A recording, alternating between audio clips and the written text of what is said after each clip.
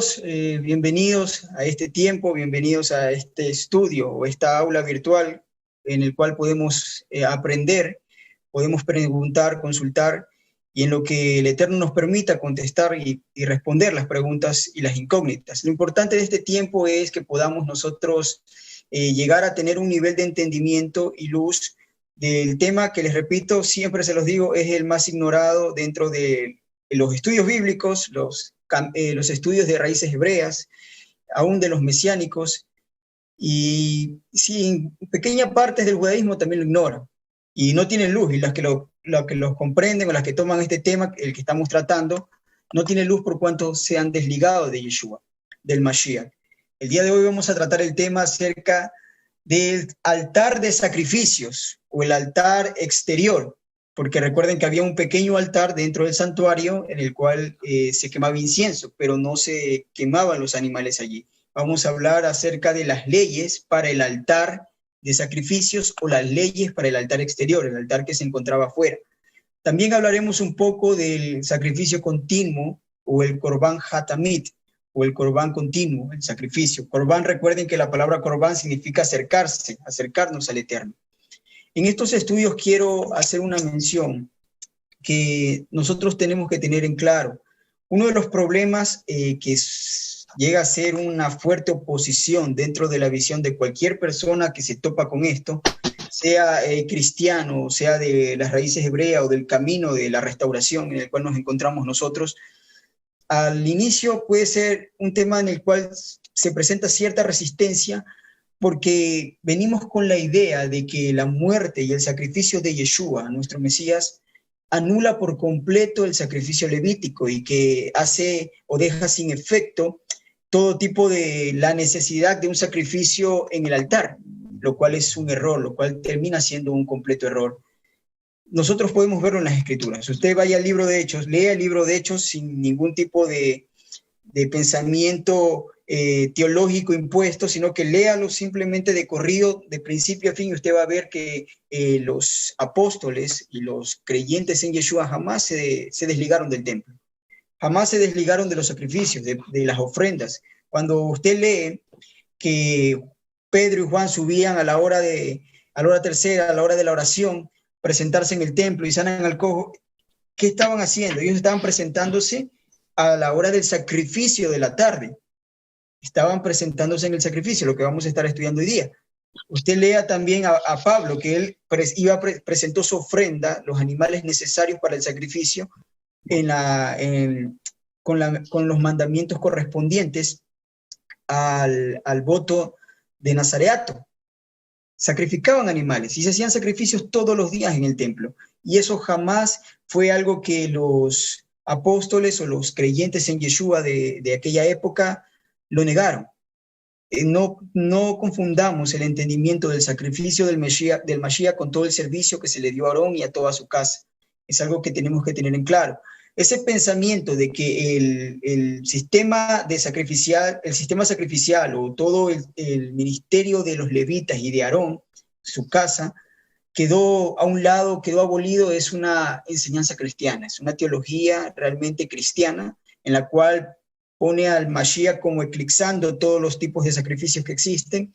Es una teología que lleva todo esto al pensamiento de que nos vamos para el cielo, nos vamos al cielo, que al morir nos vamos al cielo, o viene el Mesías y nos lleva para el cielo. Esa es la idea. Existe también una pequeña confusión, no tan pequeña, grave confusión en la que entendemos que el Mashiach está ministrando como un sumo sacerdote dentro del orden de Melquisedec o Melech Tzadik, el rey de justicia, y muchos confunden esto y piensan que esta orden sacerdotal, la cual el Mashiach está a la cabeza o es el único, anula también el sacrificio, los sacrificios que se hacían en el templo, las órdenes sacerdotales del linaje de Aarón. Vuelvo y repito, esto es un error. ¿Por qué? Lo dejamos claro por esta razón. Porque la orden de Melquisedec tiene autoridad y jurisdicción netamente en el cielo, no hay más. Nadie aquí en la tierra puede decir somos sacerdotes según el orden de Melquisedec. No lo pueden hacer, ¿por qué? Porque no estamos en el cielo. Y el único exponente o el principal dentro de esta orden sacerdotal solamente es el Mesías, Yeshua, no hay más, no existen otros. Sí, Cuando alguien... una pequeña acotación. Sí, sí, sigue nomás. Sigue Adelante, nomás. adelante, hermano.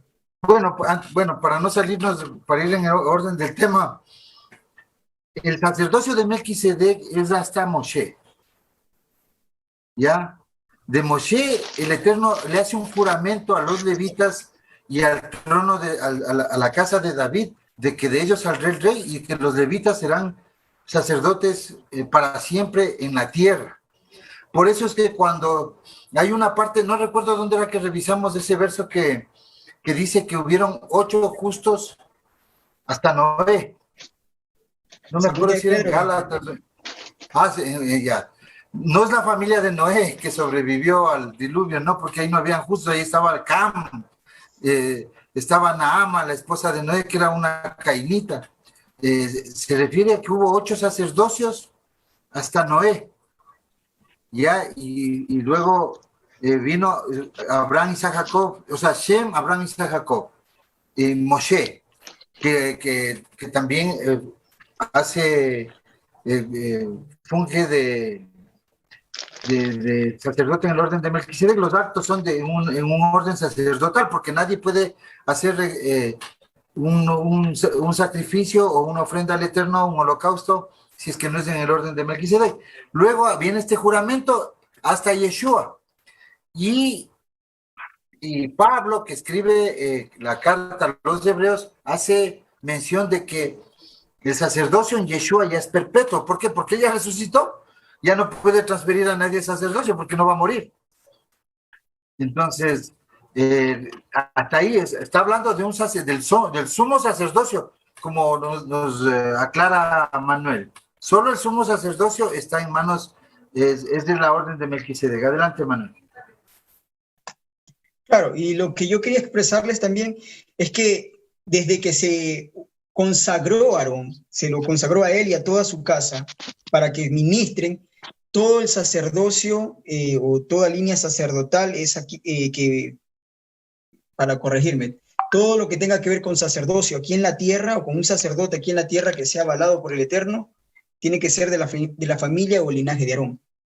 Cualquier otro sacerdocio que se presente o funja de ser sacerdocio aquí en la tierra y no es del linaje de Aarón, no es un sacerdocio avalado por el Eterno. Esto tenemos que tenerlo claro. Por lo tanto, el sacerdocio de Mashiach es válido fuera de este sistema, fuera, no tiene jurisdicción aquí. De hecho, el libro de Hebreos lo dice. Dice que si él estuviese en la tierra ni siquiera sería sacerdote. Eso lo dice el libro de Hebreos en el capítulo 5, hablando del Mashiach. Entonces, estas cosas... Francisco, si es que nos apoyas con el micrófono de tu computador, porque estamos en vivo y sale mucho el sonido de tu señal, para silenciar el micrófono. Sí, gracias, hermanos. Eso también es importante, nos ayuden con los micrófonos, nos ayuden con esto. Ok, entonces, entendiendo todas estas cosas, sería bueno de nuestra parte aprender y asimilar esto, porque si nosotros vamos a vivir realmente en una realidad y no en una religión, en una realidad, nosotros fuimos creados para este lugar, para este terreno, que es la tierra. De hecho, el milenio se va a llevar a cabo aquí, tendrá efecto aquí en la tierra. Cuando Yeshua regrese, no habrá un sacerdocio del orden de Melquisedec aquí en la tierra, no lo hay. Él vendrá y hará en función de rey, gobernante de todo Israel. Y él tendrá a los levitas y sacerdotes a su lado, como dicen los profetas. Entonces, estas cosas deben quedarnos claros para que nosotros no tengamos una confusión, porque hay mucha información allá afuera. De hecho, hay bastante información errada, que llegaría a ser desinformación. Entonces, vamos a continuar, y esto quería ponerlo a colación como una introducción para poder entender el tema que vamos a presentar el día de hoy. El libro de la Torá que lo haremos examinando es el libro de Shemot, el libro de Éxodo, el capítulo 29, el verso 35 al 37, o todo el capítulo 29 desde el 35 en adelante, que inicia hablando acerca de la consagración del altar, esta parte. Posteriormente, los primeros versículos del capítulo 29 habla de la consagración de Aarón. Esto también es importante entender. Si alguien dice, somos sacerdotes según el orden de Melquisedec, ¿dónde está la evidencia de su consagración? Porque aquí vemos que Aarón tuvo una consagración, tuvo digamos, un ceremonial donde se consagró a él y a todo su linaje. ¿Recuerdan cuando habla del sacrificio de los becerros, en el cual tomabas la sangre y la ponías en el óvulo derecho, en el dedo pulgar derecho de la mano y el pie? Luego hacen lo mismo con un aceite, y todo esto les dan un tiempo de 7 días para consagrarlos, que no podían salir ni entrar del campamento, perdón, del tabernáculo. Todo eso fue un tiempo para consagrarlos. Estaban consagrándolo, y todo el capítulo 29 lo explica. Eso se hizo esa vez y ya no se volvió a hacer, porque solo de ahí en adelante se necesitaba ser del linaje de Aarón para poder ingresar al sacerdocio, para servir al Eterno. No existe hoy nadie que pueda decir que ha hecho un ritual semejante, que sea aceptado o ordenado por el Eterno para ser consagrado un sacerdote. Entonces, después de todo esto que nos narra la consagración de él, dice el verso 35 así: así pues harás a Aarón y a sus hijos, conforme a todo lo que yo te he mandado, lo que acabamos de mencionar. Por 7 días los consagrarás. El verso 36 dice: cada día ofrecerás el becerro de sacrificio por el pecado para las expiaciones, y purificarás el altar cuando hagas expiación por él, y lo ungirás para santificarlo. Lo ungirás para santificarlo. Y aquí estamos viendo la consagración o digamos, la purificación del altar, porque el altar no solamente requería de constrúyelo, hazlo y ya está. Lo mismo era con las cosas del santuario, la menorá, no solamente era edifícala, constrúyelo y ya está, tenía que haber un ritual de consagración. Y lo mismo para el altar, no puede ser solo un altar, y tiene que darle efecto o vigencia con este ritual, con este ceremonial. Entonces le dice, por 7 días harás expiación por el altar, y lo santificarás, y será un altar santísimo. Cualquier cosa que tocar el altar será santificada. Estamos hablando de este altar, que vemos que este evento de consagrar el altar se repite en las Escrituras. El primero fue el que hizo Moshe en el desierto. Luego vemos a el rey Shlomo, Salomón, que edifica también un altar, y esta vez ya lo hace de piedra, y también existe el mismo nivel o el mismo ceremonial para consagrar el altar. Después de esto, ustedes van a ver en la historia que cuando regresan con Esdras y Nehemías, Esdras y el sumo sacerdote Yehoshua, hijo de Josadat, hacen exactamente el mismo ritual, reconstruyen el altar. Luego este altar es contaminado por el rey Antíoco con un cerdo, y tienen que destruirlo. Cuando se levanta los ashmoneos o los sacerdotes, los macabeos, se levantan ellos a reconstruir el servicio, levantan un nuevo altar, y las piedras de ese altar pasado las separan y las ponen en un lugar puro que todavía se conservaba en el templo. Había un cuarto específico para tener esas piedras, hasta que se levante un profeta y diga qué iban a hacer con eso. Bueno, y hacen el mismo ceremonial de la consagración del altar. Tenía que ser consagrado, no solamente era levantarlo, lo repito, tiene que haber una consagración para que sea aceptado por el Eterno. Hay un protocolo que seguir para poder empezar a levantar sacrificios en este altar. Entonces, levantan un altar los macabeos, y ese altar es el mismo que vemos nosotros ya en la época de Yeshua. Un altar aprobado porque se hizo bajo las condiciones que la Torá indica. Y de aquí lo siguiente que vemos es en el libro de Ezequiel, que también nos menciona acerca de una consagración del altar que se va a levantar, del altar que se va a levantar en los últimos tiempos. Algo interesante con el verso que acabamos de leer, y esto es importante resaltarlo tal vez, que al final del verso dice: cualquier cosa que tocar el altar será santificada. Y es lo importante. ¿Por qué? Porque Yeshua hace referencia a este mandamiento, de que cualquier cosa que tocase el altar sería santificada. Recuerdan que en el ministerio de Yeshua, él se topó un momento con los fariseos, eran en este caso, y los escribas, que le discutían acerca de cuestiones de interpretación de la Torá. Y él les dice: pero ustedes están errando, les dice, porque para ustedes, en su interpretación, ustedes dicen que si tú juras por el altar, no es nada. No importa si lo cumples o no lo cumples, no estás pecando si juras por el altar y no lo cumples. Pero si tú juras por la ofrenda que estás presentando, que representa ya un costo, Dice, entonces sí te haces culpable, dice, te haces culpable de una transgresión frente a la Torá. Y Yeshua le dice, ustedes hierran porque desconocen las escrituras y el poder del Eterno, no conocen realmente las cosas, no conocen la Torá. Y él les hace una pregunta, la manera en que le enseñaba, haciendo preguntas, le dice, ¿qué tiene mayor valor o mayor peso? ¿La ofrenda o el altar que santifica la ofrenda? Y les dice, insensatos, son insensatos. No es posible que desmeriten el altar y le pongan más valor a la ofrenda que están presentando el altar, porque la ofrenda no es nada si no toca el altar. Una ofrenda para ser aceptada por el Eterno o santificada, una ofrenda santa, la sangre de ese animal tiene que tocar el altar, las bases del altar, la sangre del animal. Si no, no es una ofrenda consagrada al Eterno. Por eso todo el alimento de Pesach tenía que presentarse en Jerusalén. Todos los sacrificios y los corderos que se hacían en Pesach subían a Jerusalén y llevaban todos sus corderos, porque no era válido que alguien en su casa dijera, en mi terreno yo voy a degollar un corderito y lo presento para Pesach. Si la sangre de ese cordero no toca ese altar que estamos viendo allí como una imagen representativa, no es válido ante el Eterno, no puede ser acepto. Entonces, esta es la ley que estamos viendo. Y esto es lo que les mencionaba de la dedicación del altar. ¿Por qué voy a tomar este punto? Porque es importante. Nosotros vemos hoy que el judaísmo moderno está haciendo entrenamientos a sus sacerdotes y hacen diferentes tipos de ensayos, en los cuales vemos que hacen sacrificios. Y todo esto son representaciones, porque como les digo, no podemos acusarlos de que están haciendo algo que transgrede la Torá, porque ciertamente no han consagrado un altar. Es una representación lo que están haciendo. El Instituto del Templo toma a los que ellos creen que son Kohanim y los presentan para que estudien y entrenarlos en las leyes del sacerdocio, lo cual yo considero que es algo bueno, entrenar a la gente dentro de estas leyes, porque algún día alguien tendrá que presentarse en el altar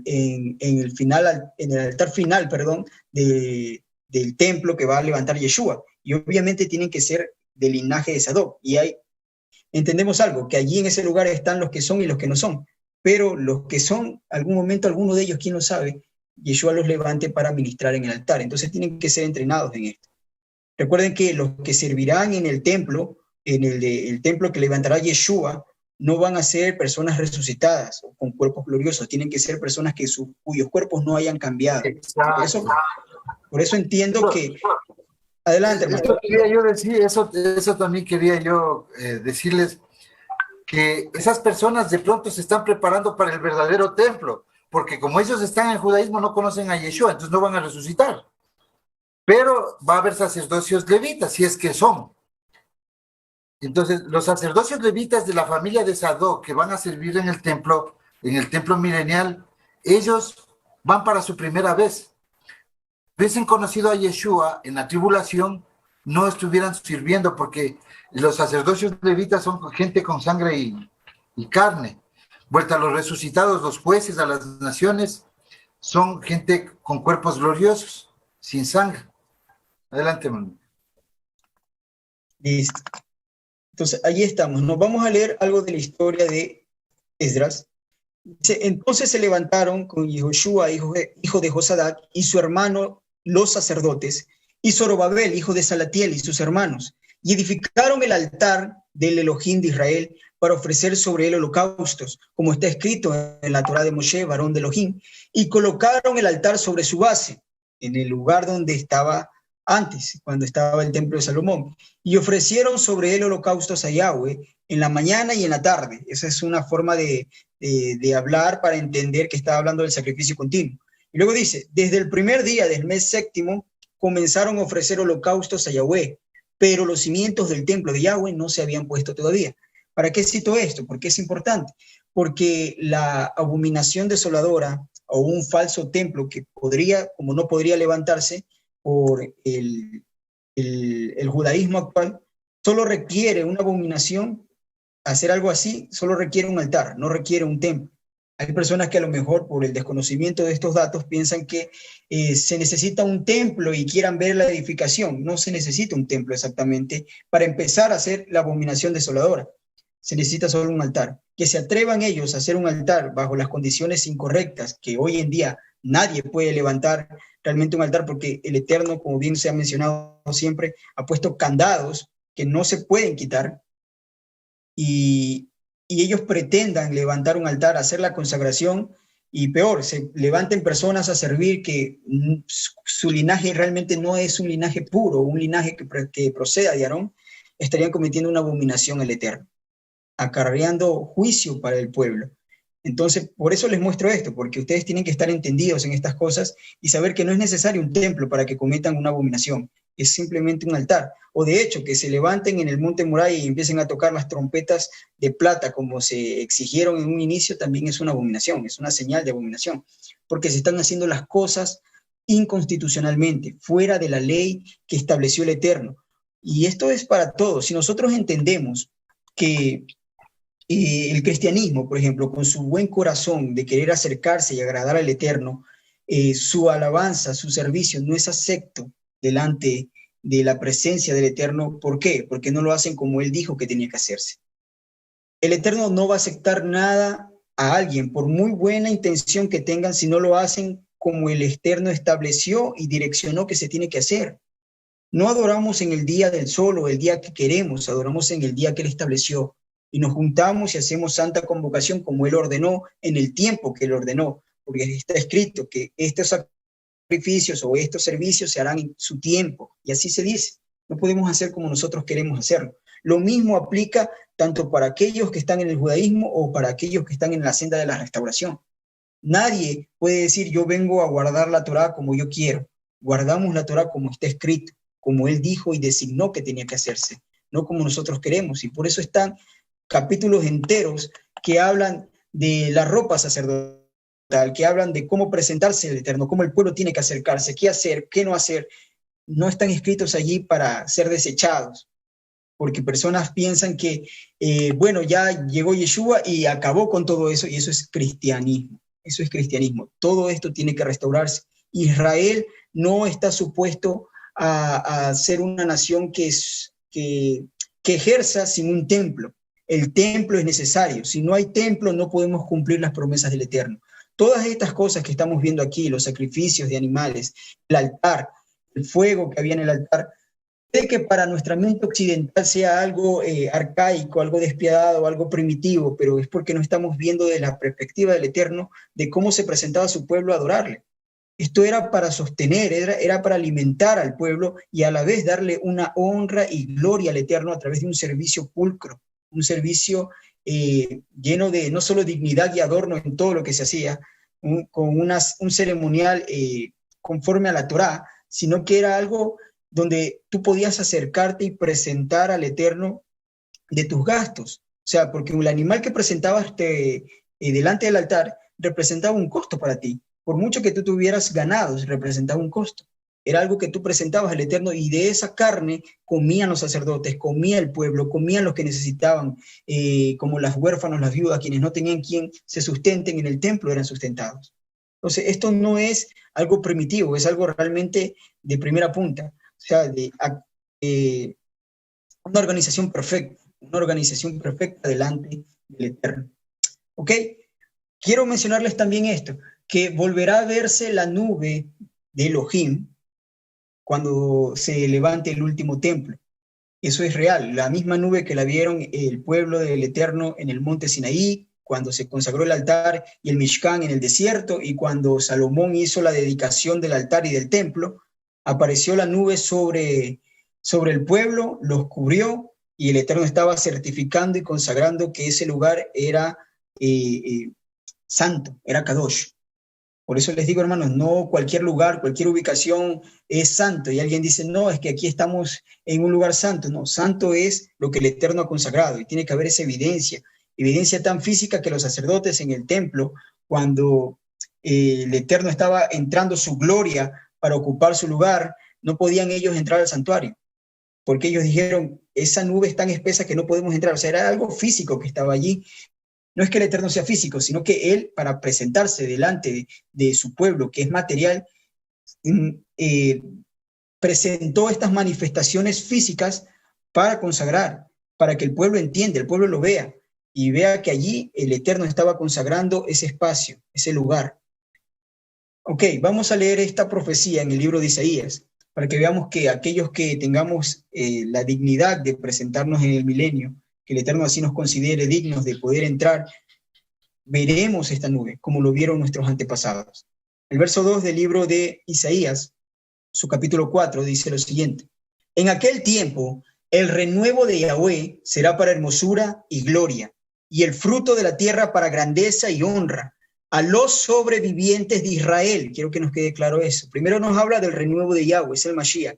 Llegará a ser para hermosura, para gloria y fruto de la tierra, y como un fruto de la tierra, o sea, alimentará, será algo digno, algo que las naciones se acercarán a él, el Mashiach. Y luego dice, a los sobrevivientes de Israel les dará honra, a los sobrevivientes. ¿Por qué dice esto? Porque habrá una matanza. Quienes no son morirán. Luego el verso 3 dice, y acontecerá que el que quedare en Sión, y esto quiero reapuntar porque muchas personas se confunden, y ya vamos a ver esto, y no consideran a los profetas cuando leen los escritos de los primeros discípulos o escuchan las palabras de Yeshua, de Mateo 24, cuando habla del que será tomado y será dejado. Ya lo vamos a ver más adelante, esos textos. Pero miren lo que dice la profecía. El que quedare en Sión, el que fuere dejado en Jerusalén, porque habrán personas allí, el que fuere dejado será llamado santo. El que no fuere dejado, el que fuere tomado, el que fuere llevado, esa persona es la que no se halló digna.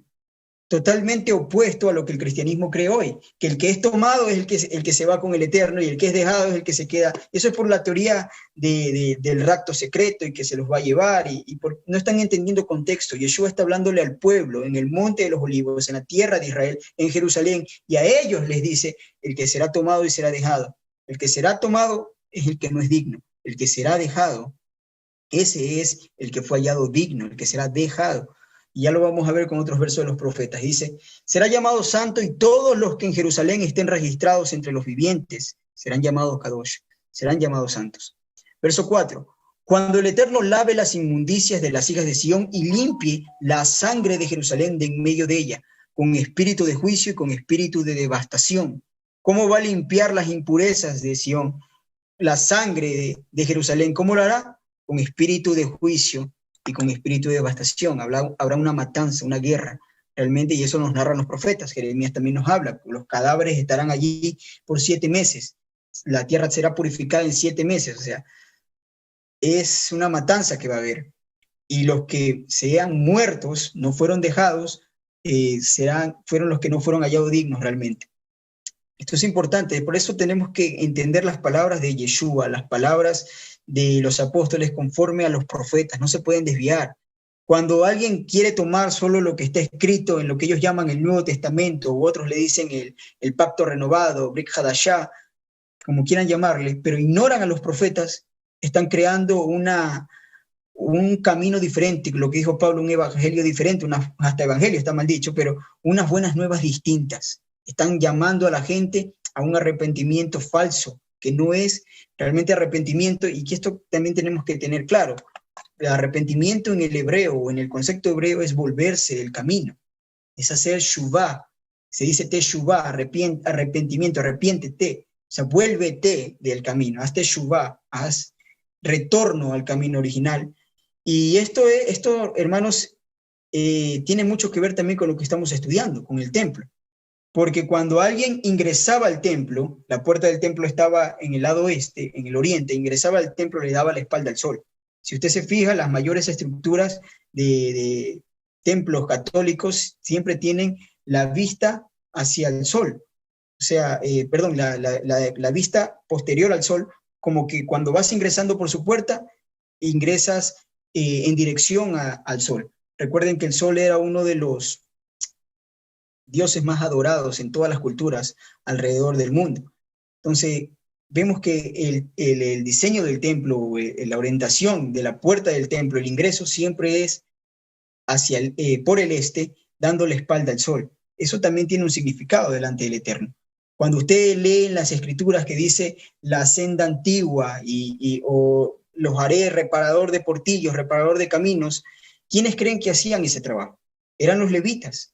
cada de tiempo en tiempo, cuando se acercaban las fiestas, ellos se encargaban de señalar y reparar los caminos para que el pueblo pueda regresar y subir a Jerusalén en ese año. Eran los levitas quienes hacían esto. Se encargaban de preparar los caminos principales de toda la tierra de Israel daban a Jerusalén, eran direccionados a Jerusalén.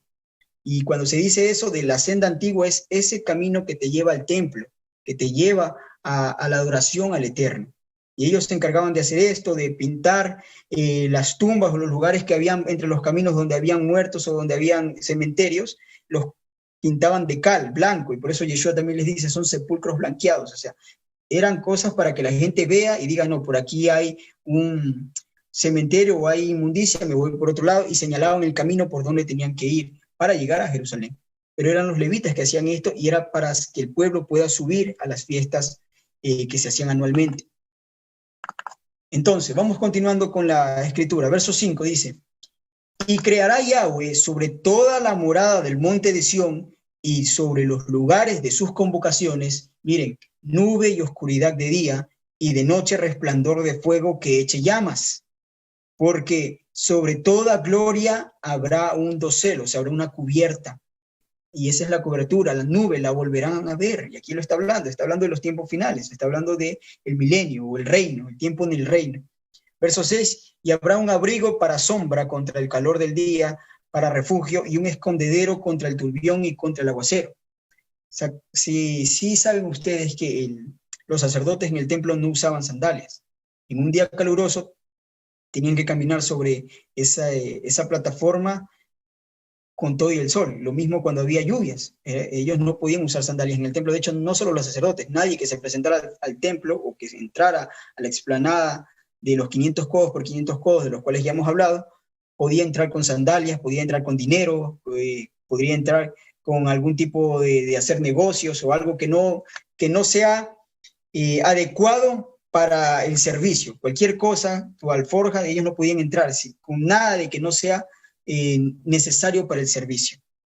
El único dinero que se les permitía entrar era el que se iba a depositar en las arcas del templo, y por supuesto no era un dinero con símbolos de dioses paganos o símbolos por ejemplo, el César que se encontraba en el denario. Todas estas cosas eran raídas y controladas con cambistas. Ok, vamos a ver esta parte, y esto es lo que yo quiero explicar, y detengámonos un momento en la parte del altar, porque considero que esto sí necesitamos aprender, que es lo que estábamos hablando. Miren lo que dice Mateo 24, dice, y él enviará a sus ángeles con gran trompeta, y juntará a sus escogidos de los 4 vientos de un extremo hasta el otro. Se dan cuenta que no importa, o sea, dónde estemos, no es necesario estar en Jerusalén. De hecho, sería terrible estar en Jerusalén en los tiempos finales. Estarán los que tienen que estar, allí morirán los 2 testigos que el Eterno va a levantar. Y miren lo que dice, juntará a sus escogidos de los 4 vientos de un extremo hasta el otro. ¿Qué significa? Que sus escogidos al final del tiempo estarán allí, en los 4 extremos de la tierra. Así será también la venida del Hijo del Hombre. Esta parte, venida del Hijo del Hombre, no es una terminología de lugar o de espacio, que Él viene, sino está hablando de un tiempo. Cuando dice la venida, está hablando de un tiempo, aunque parezca que fuese un espacio, de allá se mueve para acá. No, está hablando de un tiempo. Lo sabemos porque cuando se presenta Yeshua con sus discípulos en el Monte de los Olivos, lo que ellos le preguntan es, ¿y qué señal habrá de tu venida? ¿Por qué les diría eso si estaba ya ahí? Ellos no se imaginaban que Él se iba a ir. No se imaginaban eso. De hecho, les cogió por sorpresa su muerte. Entonces, cuando dice qué señal habrá de tu venida, es una forma de decir de que tú te instaures en el reino. ¿Qué señal habrá de que tú te presentes ya como rey y gobiernes? Eso es lo que están diciendo. Está hablando de un tiempo, no de espacio, sino de tiempo. Y así será también la venida del Hijo del Hombre. Entonces estarán 2 en el campo, uno será tomado y el otro será dejado. Y vuelvo y les repito, el cristianismo dice que el que será tomado es el bendito, y el que será dejado, bueno, el que desobedeció, pero no es así.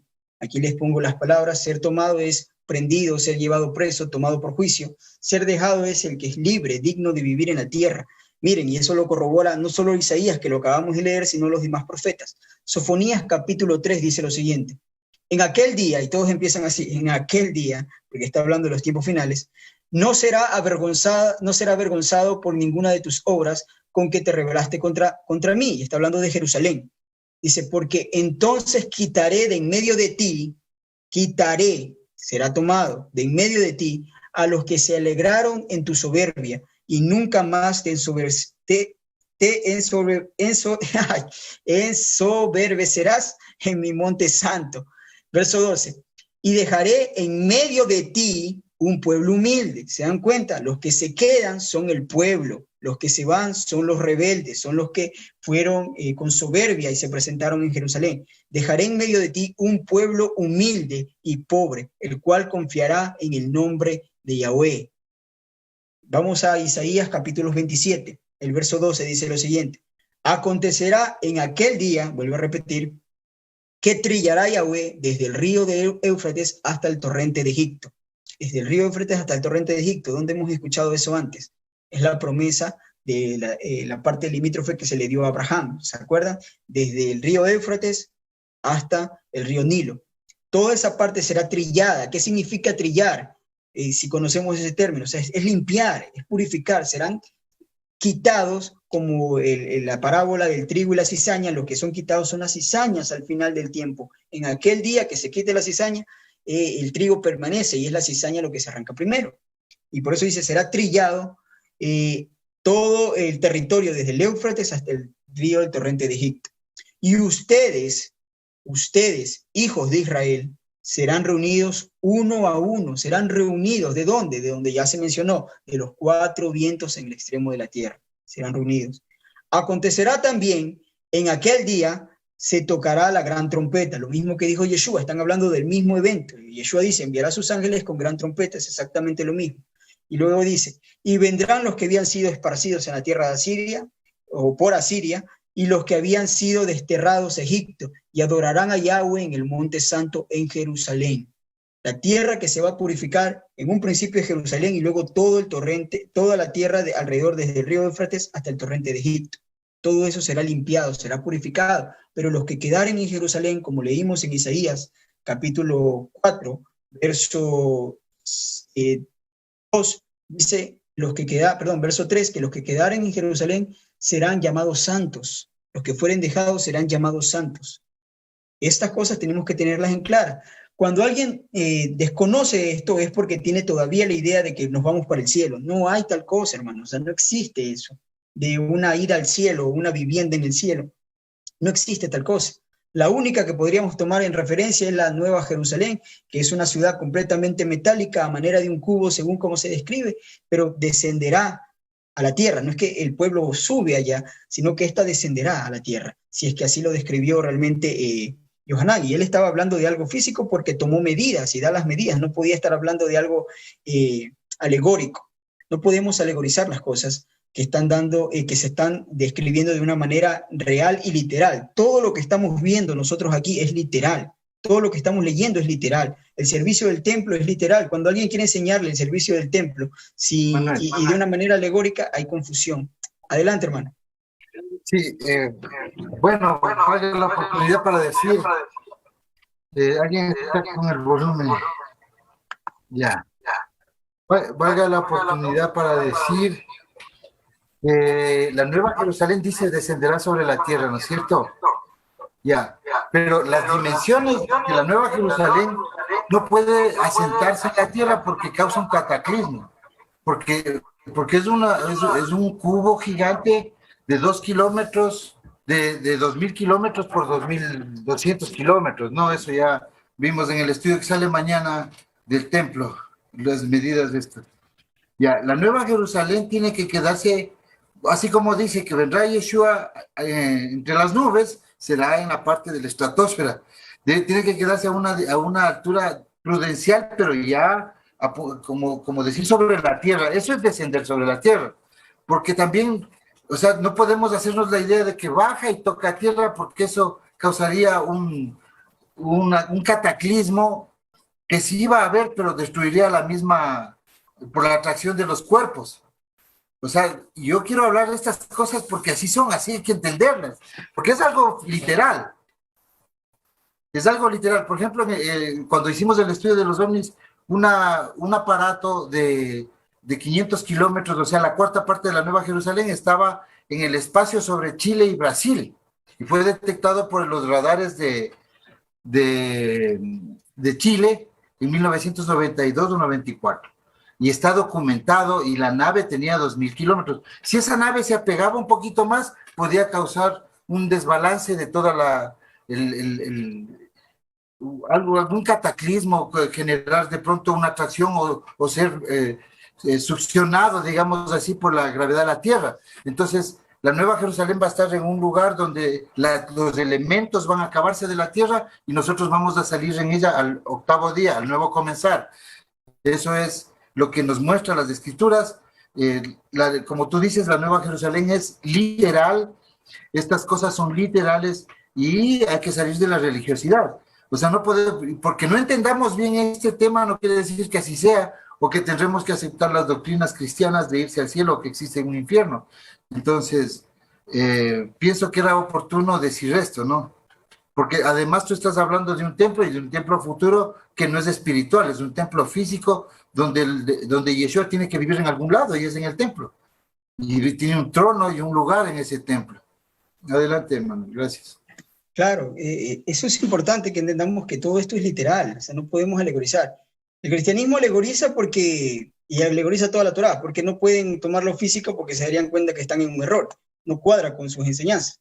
Pero todo esto es literal, todo lo que usted ve en los profetas son cosas literales, o sea, está hablando de algo que va a ocurrir, de algo que está por verse a las puertas, de hecho. ¿Okay? Habíamos visto esta parte. Aquí les traía unas dimensiones para que, si ven el dibujito, para que nos guiemos con el dibujito más que nada. Había una personita allí en la esquina del altar, de esa manera era la estatura de un hombre promedio frente al altar que se encontraba afuera, en el exterior o en el azará, que es el patio de los sacerdotes. Era algo grande realmente, que podamos irlo comprendiendo un poquito más. Tenía también un sistema de limpieza, porque imagínense, ellos todos los días presentar sangre en el altar. No, tú ya no veías ese altar blanco, ni de hecho no rojo tampoco lo veías ya negro, es el color que se torna la sangre con el tiempo. Pero había limpieza, o sea, las paredes del altar tú podías ver como una parte negra, y el altar era limpiado 2 veces al año, en los primeros días de Pesach y en los primeros días los primeros días del primer mes, que era para prepararlo para Pesach, y en los primeros días del 7º mes, que es para prepararlo para las fiestas del otoño. Entonces era limpiado el altar. Todo esto era por sacerdotes, quienes edificaron el templo, quienes edificaron el altar, quienes limpian el altar, quienes hacen todos los oficios aquí eran los sacerdotes. No podía haber una persona que no fuese Cohen que se levante a construir el altar o construir el templo. De hecho, ellos fueron entrenados, como 1000 sacerdotes fueron entrenados en albañilería para poder levantar estas dimensiones, porque nadie más podía pararse allí si no eran ellos. Y para hacer esta acción, entre ellos había un sorteo, porque funcionaba. Es más, el templo tenía siempre, según el tratado de Yoma de la Mishnah, el templo tenía siempre una persona que era encargada de los sorteos.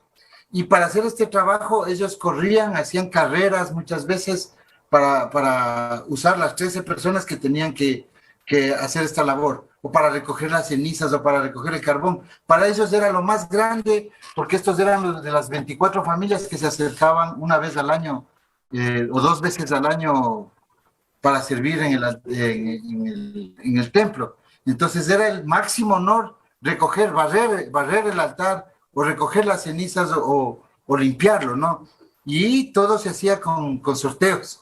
Entonces, para tener una idea de cómo era el servicio, lo emocionante que era llegar a Jerusalén, lo emocionante que era el templo, las cosas que se sentían ellos tan llenos cuando visitaban Jerusalén, por la majestuosidad del templo y porque era el corazón de Israel, y es el corazón de Israel el templo, no olvidemos.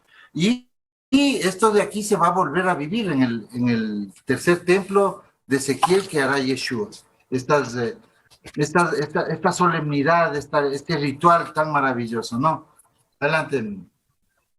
Claro, o sea, es verdad, ellos hacían sorteos, y a mí me impresiona lo que dice el hermano, hacían sorteos, y se presentaban los que podían hacerlo antes para ser escogidos solo para limpiar el altar, como él dice, para recoger las cenizas, para limpiar. O sea, era un gran honor. Estas cosas, era un honor poder participar solamente de recoger las cenizas para que inicie el sacrificio o inicie el servicio. O sea, y todo se hacía por sorteo, porque inclusive en el Brit Hadashah vemos que dice que Sejaría fue sorteado ese año. Entonces, es esa misma mecánica con la que Sejaría se acercó al altar para cuando se le presentó el ángel.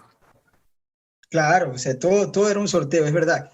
Es exacto. Y yo quiero resaltar esa parte, cómo se peleaban, porque el sorteo requería en esto. O sea, básicamente ellos tenían que estar puros y el que se levantaba temprano y hacía inmersión, era el que estaba listo cuando el jefe sacerdotal pasaba y decía, bueno, vengan todos los que quieren, los que se han purificado para el sorteo.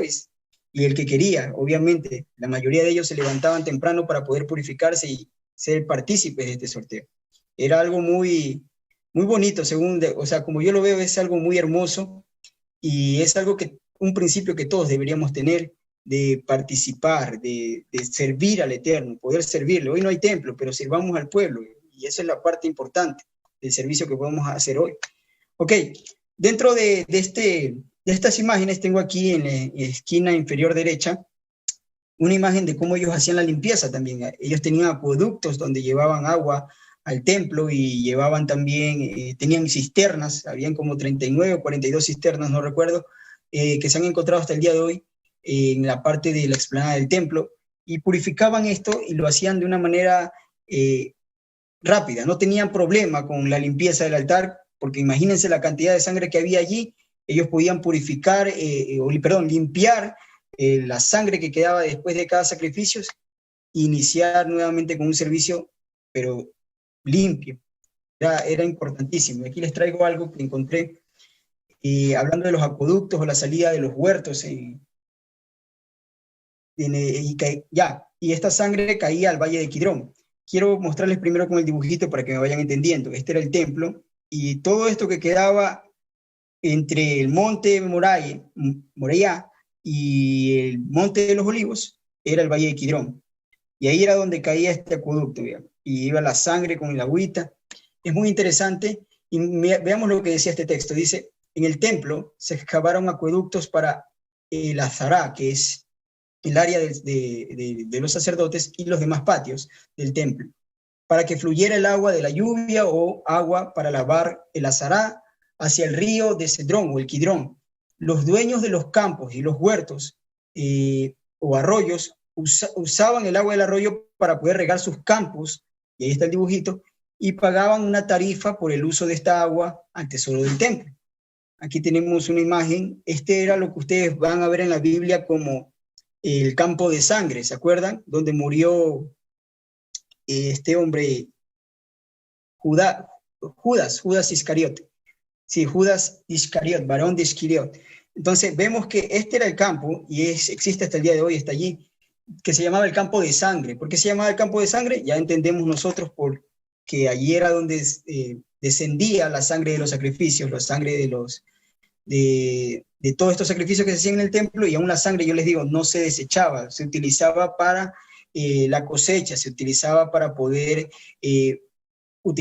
usarla como abono frente a las tierras, y había una tesorería del templo que cobraba a aquellas personas que utilizaban estas aguas para regar sus campos. Todo esto tenía un orden y una organización perfecta. Para terminar con esta parte del altar y entrar a la parte del Corbán Tamit, vemos en el libro de Ezequiel, en el capítulo 43, que por 7 días se hará expiación por el altar y lo limpiarán, y así lo consagrarán. Está hablando de la consagración del altar final. Y acabados estos días, el 8º día en adelante, los sacerdotes sacrificarán sobre el altar vuestros holocaustos y vuestras ofrendas de paz, y me serán aceptos, dice Yahweh Adonai. Pero es el altar, aún el altar que se va a levantar al final de los tiempos tiene que ser consagrado, tiene que entrar por un proceso de santificación o consagración. Vamos a continuar ahora con Éxodo 29, los textos que estábamos leyendo, y donde nos quedamos, el verso 38 al 41, y aquí ya nos habla del sacrificio continuo, o el Corbán Tamit. Miren, por 7 días harás expiación por el altar, y lo santificarás, es donde nos habíamos quedado, y será un altar santísimo. Cualquier cosa que tocar el altar será santificada. Y luego dice, seguido el verso, esto es lo que ofrecerás sobre el altar. Y ahí les está diciendo cómo tenían que hacer una vez que el altar sea consagrado. 2 corderos de un año cada día continuamente. Ofrecerán uno de los corderos por la mañana y otro cordero lo ofrecerás a la caída de la tarde. Aproximadamente era uno a las 9 de la mañana y el otro era tipo 3 y media de la tarde. Cada cordero con una décima parte de efa, que es aproximadamente 2.2 kilogramos de flor de harina, amasada con una cuarta parte de hin. Hin también es una medida aproximadamente 920 mililitros, poco menos de 1 litro, de aceite de oliva machacada. O sea, casi litro de aceite con estos 2.2 kilos de harina pura de trigo, se tenían que mezclar, se amasaban y era lo que se presentaba junto con el cordero. No solamente era la quema del cordero, también mientras se quemaba el cordero, luego llevaban y quemaban también esta ofrenda de tortas en el fuego del altar. Y para la libación, se hacía una libación también al mismo tiempo, una cuarta parte de un hin de vino, que es exactamente lo mismo, 920 mililitros de vino, los cuales hacían la libación sobre el altar. Ya vamos a ver lo que es la libación, como un ungimiento, regar el altar. Y ofrecerás el otro cordero a la caída de la tarde, haciendo conforme a la ofrenda de la mañana, conforme a su libación en olor grato, ofrenda encendida a Yahweh. Esto, olor grato, está hablando de que se haga conforme a la ley del Eterno. Eso es aroma grato al Eterno, que se hizo conforme a sus especificaciones, a como Él exigió. Veamos esta parte, es importante conocer la cámara de los corderos y la cámara del aceite y del vino, porque para el Corban Tamid necesitabas corderos y necesitabas aceite y necesitabas también harina. Y vemos que en la cámara de los corderos está ubicada en el Bejamoquet, eso en los videos hemos mostrado dónde queda. No traje ahorita el mapa para enseñarlos, me faltó añadirlo, pero ¿qué es importante de esto? Había una cámara especial en el cual se contenían los corderos y siempre tenía que haber todos los días mínimo 6 corderos allí, los cuales eran revisados todos los días, los corderos que iban entrando, porque acuérdense que 2 corderos se mataban por día, y en los días de Shabbat eran 4, solamente para la parte protocolaria, y luego habían los demás sacrificios, pero los sacrificios del templo se utilizaban estos corderos, y debía haber como mínimo 6 corderos todos los días. Fuera de Jerusalén, en el área de Belén, estaban los rebaños de los sacerdotes, los rebaños del templo, los cuales era administrado por dinero del templo, y eran los levitas quienes se encargaban de cuidar estos rebaños. Estos levitas eran los pastores que se encontraban en el campo cuando se les presentan los ángeles y le dicen a ellos que vayan a ver que ha nacido el Mashiach, que ha nacido el Salvador. Entonces, ellos son los que llegan el primer día del nacimiento, ahí en esa fiesta de Sukkot, son los primeros en llegar a ver al niño, que lo encontraron envuelto en los pañales, lo que explicamos en los videos, que eran realmente la vestidura sacerdotal que se desechaba después por algún defecto porque estaban rasgadas, pero eran cosas que habían sido consagradas al Eterno. Y eran ellos, eran los levitas, los que cuidaban todos estos rebaños, porque no solamente tenían corderos, tenían becerros, habían sacrificios que se tenían que sacrificar becerros o machos cabríos, dependiendo el sacrificio que se va a presentar. Ellos tenían estos animales preparados y había fuera de Jerusalén, como unos 2 kilómetros en Belén, estaban los rebaños del templo. Ahí era donde el sumo sacerdote también iba a encontrar el cordero para el sacrificio de Pesach. Y él venía de Jerusalén, perdón, de Belén, con el cordero por un lado, y Yeshua venía no recuerdo dónde vivía Lázaro, Eliezer, se me pasó el lugar, si ustedes se acuerdan, anótenlo allí, venía por el otro lado, y ahí es donde se encuentran con la algarabía, y le dicen Oshiana, y ahí los sacerdotes le dicen, díganle que hagan silencio, que no digan, que dejen de proclamar. Y él les dice que sencillamente no puede hacerlo porque estaban cumpliendo la profecía, la entrada del cordero que iba a ser sacrificado en ese Pesach, y ese era Yeshua. Por otro lado, vemos también que el templo contaba con la cámara de vino y la cámara de aceite. Este está ubicado afuera, en el atrio de las mujeres, un patio grande también, que en sus 4 esquinas tenía cámaras para diferentes propósitos, y una de esas cámaras era la cámara del vino o la cámara del aceite. y ahí era donde ellos recolectaban el aceite y el vino que se utilizaba en este sacrificio todos los días. Pero esta cámara de vino y aceites era como la bodega principal, la más grande. Pero en el Beit HaMoked, cerca también donde estaba la cámara de los corderos, también había un lugar en el cual se depositaban como un banco, como caja chica, no sé cómo llamarlo, pero como un depósito pequeño de aceite y de vino, que desde esa cámara salían directamente a la Zahara o al patio de los sacerdotes a hacer este sacrificio continuo. No tenían que salir al atrio de las mujeres a ver el aceite y el vino, no, todo esto ya estaba allá, ya tenían ya un reservorio para lo que iban a utilizar esa semana. Pero la bodega grande sí se encontraba afuera. Una acotación, Manuel. Adelante. Sí, para tener una idea, ¿no?, de la organización y también de la misericordia y la maravilla de los milagros también que habían, cuando había, por ejemplo, la parte en que Zacarías, padre de Yohanan, entra al servicio por sorteo, que dice que fue en suertes, eso solo tocaba una vez en la vida. Y los Kohanim se habían puesto de acuerdo porque dice que cada que una persona entraba al servicio en el lugar donde le tocó a Zacarías, salían y se hacían millonarios. Eso dice la misma, millonarios. Me sorprendió inclusive la palabra que dice ahí, que se hacían personas ricas. O sea, cada persona que servía, por decir, en el lugar santo, un sacerdote, solo lo hacía una vez en las fiestas, porque eso dejaban los levitas para una sola vez en la vida, porque el que entra, para tener toda la oportunidad de tener esas bendiciones. O sea, dice que se les cambiaba la vida y que ellos se volvían hombres ricos. Por eso es que también sentían que era una bendición entrar al servicio. Y todas estas cosas nosotros debemos tener un pequeño como referente, como un apoyo para lo que es el servicio al Eterno. Es provisión y allá en la tierra es riqueza, es bendición. Adelante, hermano. Gracias, hermano. Qué buena acotación. Miren, en el servicio de Tamig, o sea, servicio continuo, ustedes lo leen en la Biblia comúnmente como el sacrificio continuo, cuando dice, y se hará el sacrificio continuo en el libro de Daniel, y muchos no saben qué significa, está hablando de esto, o sea, que el servicio del templo iba a cesar, y como estamos hoy, como lo describimos hoy día. Iniciaba con la limpieza del altar, como bien lo dijo el hermano, se hacían sorteos por ello. Se preparaban temprano en la mañana y presentaban la limpieza del altar. Las personas que habían sido tenidas en suertes habían sido escogidas para el servicio, y lo que hacían era limpiar las cenizas de aquí que vemos en la imagen, de todo lo que se había quemado el día anterior. Y aquí tenían las cenizas, se iban acumulando, ellas las iban acumulando día tras día hasta que llegaba a cierto nivel.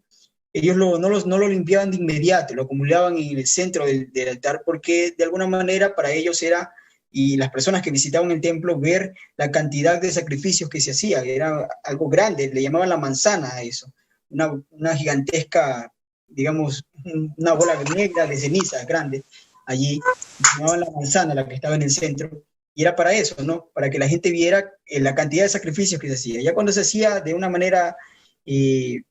un volumen muy grande, excesivo, entonces ya la sacaban, ya la retiraban completamente, y tenía, como dice la escritura, aún esas cenizas tenían que ser puestas en un lugar puro, no era en cualquier lugar donde se echaban. Todo este servicio tenía que tener un alto nivel de honor y de dignidad, no podías tomarlo a la ligera, no podías tomar el servicio del Eterno, y de hecho no puedes, aún las cosas que tenemos, tomarlo a la ligera como algo que no vale, o desecharlo como poca cosa. Quiero que veamos el honor que ellos tenían para servir. Y ese es el mismo principio. Estas familias que tuvieron esta dignidad, si usted lee el libro de Malaquías, capítulo 3, los que tuvieron esta dignidad de tratar el servicio del templo con una alta estima, aún de sus propias vidas, de sus propios bienes o de lo que ellos pudieran querer o necesitar, sino que se entregaban al servicio, porque obviamente también habían personas que no tomaban el servicio en serio, y ejemplo teníamos los hijos de Eli. Estas personas, su linaje, por ello, su linaje fue escogido para servir en el milenio. Los hijos de Sadoc serán los únicos que van a servir. En unos años, cuando veamos que el templo se establezca, solo habrá un linaje. Antes eran todos los hijos de Aarón, pero eso se dejó de lado porque no todos los hijos de Aarón tomaron con seriedad el servicio al Eterno. No todos los hijos de Aarón tomaron el servicio al Eterno con alta responsabilidad y honor. Muchos de ellos lo tomaron a la ligera. Y dijeron, bueno, ya no importa, ya mañana, ya hazlo tú, yo no quiero. Y tomaron las cosas así, de tal manera que fueron desechados. De hecho, vemos en la Escritura cómo en el linaje de Elí se envió un hombre a hablarle y decirle que su linaje iba a ser desechado y iba a tener que mendigar un puesto. Y hablando del tiempo milenial, y dice, tu linaje estará mendigando un servicio a los que fueron dignos. Y vamos a ver a esas personas que son del linaje de Aarón, que pudieron por su descendencia haberse parado en ese lugar, en el altar a servir, pero no estarán ahí y estarán de porteros. Estarán haciendo la limpieza de los patios exteriores. Ellos no podrán subir a esta plataforma del altar ni a la Azará, el atrio de los sacerdotes. Ellos tendrán que limpiar todo lo que queda de afuera, los atrios exteriores. Allí tendrán que limpiar, tendrán que cuidar, tendrán que estar siendo porteros, guías, y llevarán los animales, estarán degollando a los animales, desollando a los animales, pero no podrán manipular la sangre y presentarla al altar, presentar el servicio de honor al altar, al Eterno, perdón, en el altar. No podrán hacerlo. ¿Por qué? Porque sus descendientes, sus padres no fueron hombres responsables en este servicio. Y eso es algo que usted va a notar siempre con el Eterno. Recuerden qué dice la Escritura. La Escritura dice que Él es un Elohim celoso que visita la maldad de los padres sobre los hijos hasta la tercera y cuarta generación de los que le aborrecen, pero que hace misericordia a millares, o sea, generaciones en millares, a los que le aman y guardan sus mandamientos. ¿Qué les trato de decir? Que si usted ama a sus hijos y quiere que les vaya bien y que el Eterno tenga favor con sus hijos, pues entonces entregue su vida al Eterno. Sírvale al Eterno en lo que Él le ha encomendado y el Eterno tendrá misericordia de sus hijos. Nosotros estamos aquí porque hubo un hombre llamado Abraham, del cual Él le dijo mi amigo, y le enseñará a su descendencia a servirlo. Y aunque no todos fueron fieles en el camino, pero Él, por la promesa y el juramento que le hizo ese hombre, toda su descendencia tendría bendición. Lo mismo vemos con David. El primer rey en Israel fue Shaul, alguien del linaje de Benjamín. Obviamente había una promesa, había una bendición que había dado el patriarca Jacob sobre Judá, pero eso era para demostrar también de que eligieron mal, desecharon al Eterno y escogieron a los hombres, pero David fue fiel en lo que se le encomendó, fue fiel al Eterno y de ahí sacó la descendencia del Mesías, quien se sentaría en su trono para siempre. Por otro lado, a un Jeroboam que fue infiel, pero se le dijo al principio que él conservaría su descendencia si obedecía. Él lo primero que hizo fue levantar reformas para alejarse del Eterno, alejar al pueblo del Eterno, y por lo tanto vemos que su linaje no llegó muy lejos. Entonces, si usted ama realmente a sus hijos, pues entonces guarde la Torá. Eso es lo que dice el libro de Oseas, cuando habla de que mi pueblo pereció por falta de conocimiento, y dice, por cuanto desecharon mi ley, yo también me olvidaré de tus hijos. Esas son las palabras del Eterno. Ok. Después de esto estaba lo que bien mencionó nuestro hermano, había el sorteo y las 13 sacerdotes eran los únicos que podían pararse en el altar y los únicos que podían pararse en el azará o en el patio interior de los sacerdotes. No podía levantarse nadie más allí. Aunque fueras sacerdote, si no te tocó tu turno, no podías pararte allí. Entonces solo ellos estaban allí presentando el sacrificio. Eran 13 sacerdotes que tomaban las diferentes partes de animales y en diferentes partes lo iban presentando en el altar. En el camino, en el altar, había un recipiente con sal, porque todo sacrificio que se presentaba en el altar tenía que ser salado, tenía que ser bañado en esta sal antes de presentarse al fuego. Y aquí vemos a los sacerdotes haciendo el servicio, el sacrificio continuo. Aquí tenemos los sacerdotes con las piezas de los animales, cómo lo dividían para presentarlo en el altar, el sacerdote preparando el altar. Aquí vemos a otro sacerdote que está llevando la flor de harina con el aceite amasada para quemarlo también juntamente con el animal que se estaba quemando, el cordero que se estaba quemando en esa mañana o la tarde. Y aquí vemos al otro sacerdote que se presentaba en la otra esquina del altar para regar el aceite, perdón, para regar el vino y hacer la libación. Vamos avanzando. Este es un modelo del recipiente donde se contenían los 2.2 kilogramos de flor de harina, de sémula, de trigo, con aceite, el cual se presentaba, como lo vimos aquí en la imagen. este sacerdote de aquí. Y este era una imagen de cómo podría representarse el recipiente contenedor de vino. Aquí vemos ya cómo están quemando no solo al cordero, y están quemando también el pan o la harina, y aquí el otro sacerdote haciendo la libación, regando el vino.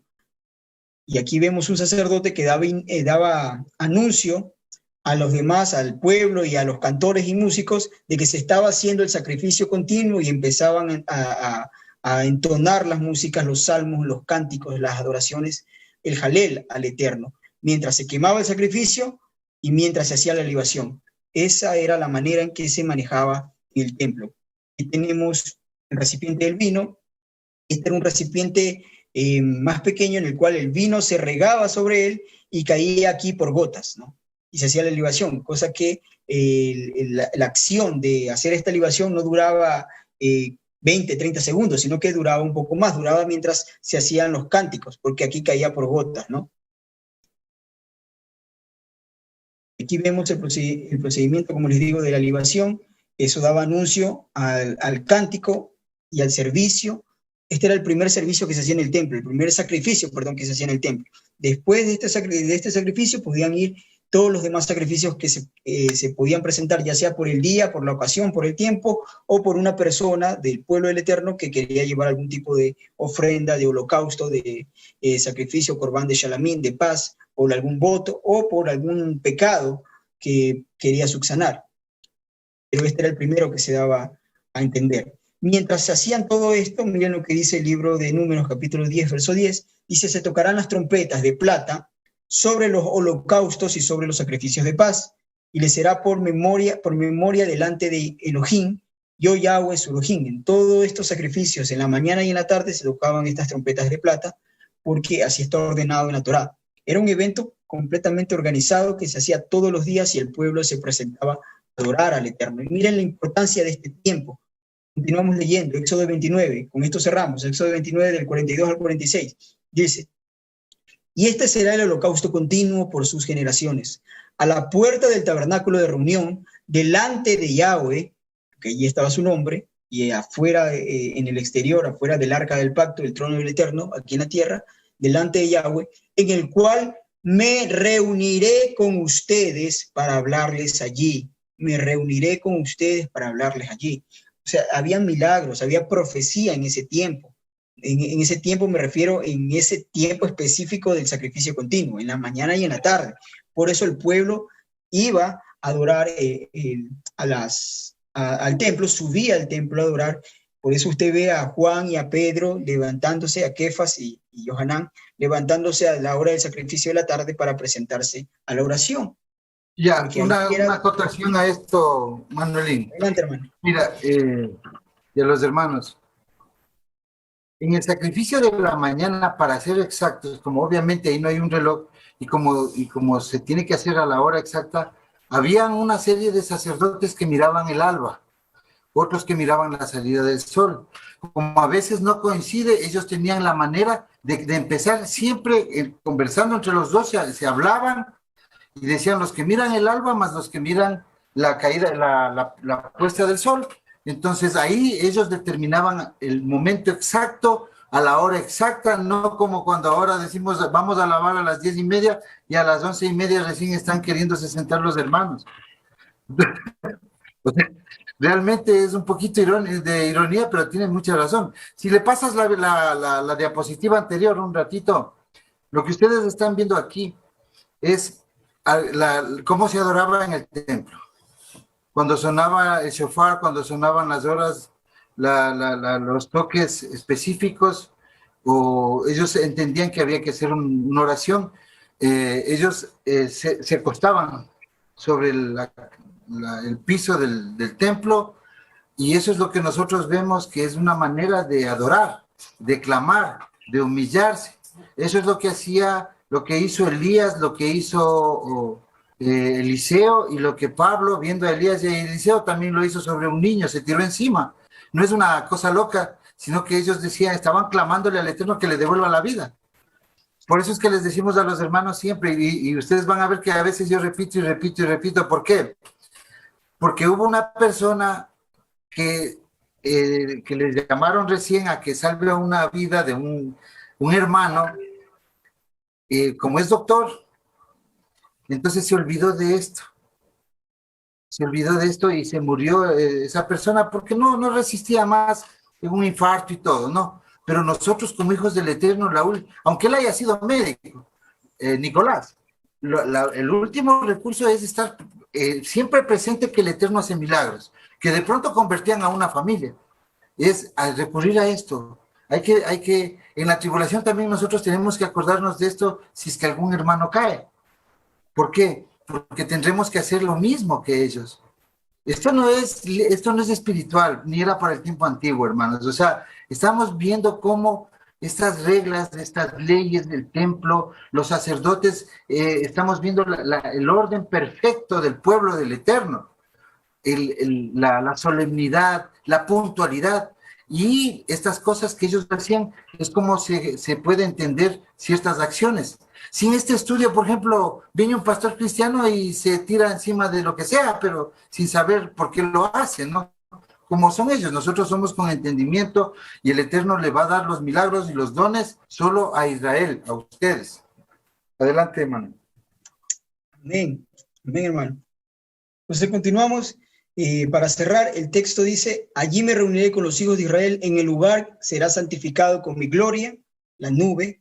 Santificaré el tabernáculo de reunión y el altar, la consagración de lo que habíamos visto, el ceremonial de 7 días para consagrar el altar. Santificaré a sí mismo a Aarón y a sus hijos, la consagración que hubo en un inicio, que se le hizo a Aarón y a todos sus descendientes. De esa vez ya no se repite esa consagración porque ya queda el linaje, para que sean mis sacerdotes. Y habitaré entre los hijos de Israel y seré su Elohim. Dense cuenta que este texto de habitar en medio de Israel y ser su Elohim es en contexto de templo, es en el contexto del tabernáculo, es en el contexto del servicio del templo. Dice: y conocerán que yo soy Yahweh, su Elohim. Conocerán que Él es Yahweh, nuestro Elohim, que saqué de la tierra de Egipto para habitar en medio de ellos. ¿Pero cuándo? Cuando este sacrificio entre en vigencia. Cuando el sacrificio continuo entre en vigencia. Entonces, ¿a qué los quiero llevar con todo esto? Que entendamos algo, y esto tenemos que tenerlo claro. Nosotros no vamos al cielo, es aquí en la tierra, y en la tierra así, de esta manera, muy general que lo he hecho, es como se tiene que servir al Eterno, tal como hemos visto en las imágenes, como hemos visto en la Escritura, porque lo hemos leído, y cómo lo describe el protocolo del Eterno. Ese es el servicio al Eterno real, el cual hoy muchas personas están cómodas como la idea de estar en el exilio, y creemos que estamos en el tope, y eso es el cristianismo, pues el cristianismo cree que está en el tope de servicio y de adoración al Eterno porque ha dejado atrás el templo.